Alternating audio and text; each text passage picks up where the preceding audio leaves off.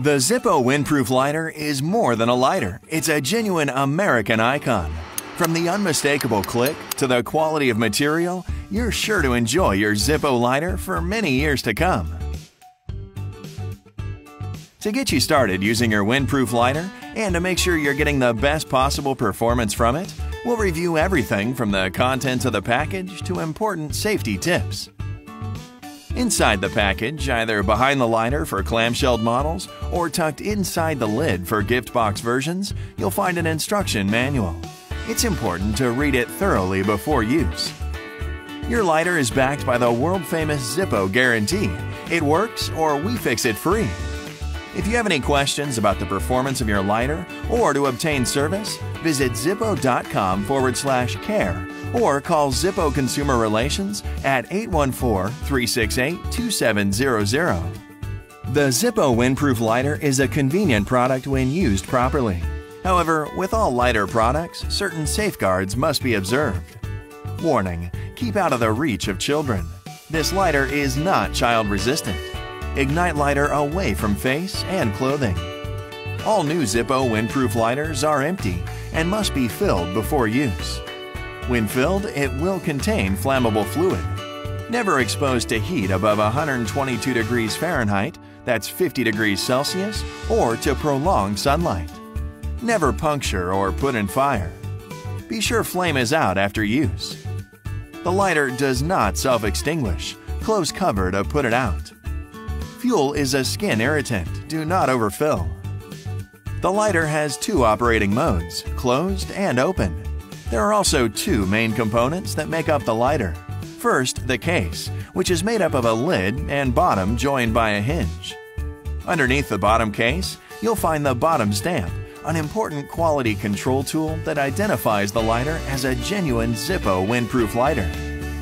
Secondly, the inside unit, which includes the chimney featuring Zippo's famous 323-hole pattern, wick, flint wheel, felt pad, fuel chamber containing the packing material, flint spring and screw, and the flint. Your windproof lighter is engineered to work best with Zippo premium lighter fluids and flints. As an alternative, if they cannot be found, Ronsonol lighter fluid and Ronson flints are also compatible. Now, let's go over how to fill your lighter for the first time or refill it. Lighter fluid will evaporate even when the lighter is not used, so be sure to always keep the lid closed, and it's a good idea to refuel before each outing. Take caution to do the following away from any source of fire or flame. To fill your lighter, remove the inside unit from the case. Turn it over and lift the felt pad to reveal the packing material in the fuel chamber. Use an unfolded paper clip or similar tool if the pad is hard to lift. Slowly saturate the packing material with lighter fluid. Stop filling when the fluid reaches the top of the packing or begins to change color. Do not overfill. If overfilled, the lighter will leak fuel. Avoid getting the fluid on your skin as it is a skin irritant. If contact with skin does occur, wash the affected areas promptly with mild soap and water. Insert the inside unit back into the case, making sure to wipe any excess fluid from the lighter and your hands before igniting the lighter. If there is any fuel on the lighter, simply wipe it off or wait a short time for it to evaporate. Be sure the fuel can is closed and there is no spilled fuel in the vicinity before igniting. This is a flammable fluid. If you plan to keep the lighter in your pocket, we suggest placing it bottom down. Using your thumb, strike the flint wheel in a downward motion to create a spark. If a flame does not appear, repeat. Once a flame has appeared and you're finished using it, close the lid to extinguish. This lighter does not self-extinguish, so you must close the lid. Depending on the duration of use, be careful, as the lighter may be hot to the touch.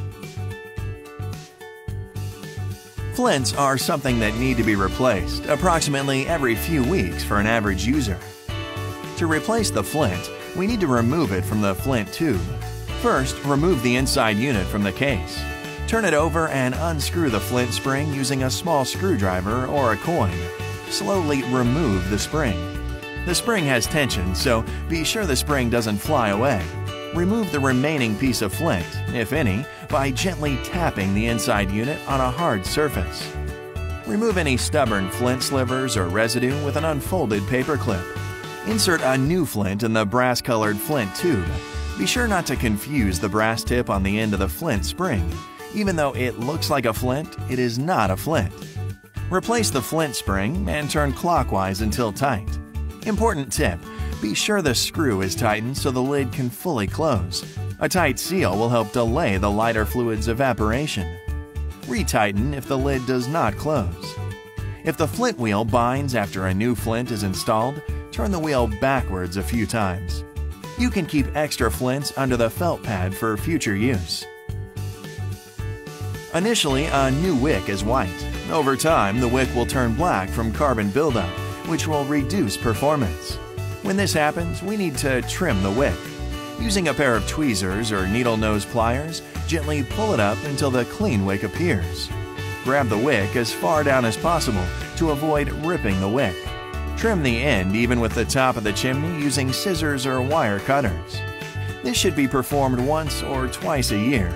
Each wick is almost 4 inches in length, so after 2 to 3 trimmings, you'll need to replace the wick. The wick should be changed if the lighter does not light properly, or if the ignition process has to be repeated multiple times. To install a new wick on a regular or slim lighter model, we need to remove all of the fuel chamber's components: the flint screw, felt pad, packing material, and the old wick. Insert a new wick either downward through the chimney or up through the bottom of the fuel chamber.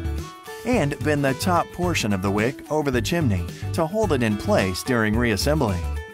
To make reassembly quicker and easier, carefully reinstall the packing material in the same exact order as it was removed. The pieces will fit together better. Replace the packing material in small pieces, interweaving the wick between the padding in a serpentine or S pattern. The goal is to make sure the wick has as much contact with the packing material as possible. Reinstall the felt pad over the flint tube and secure it with the flint spring as previously mentioned. Be sure the flint didn't fall out during this process. Trim the wick even with the chimney height and reinstall the insert into the case.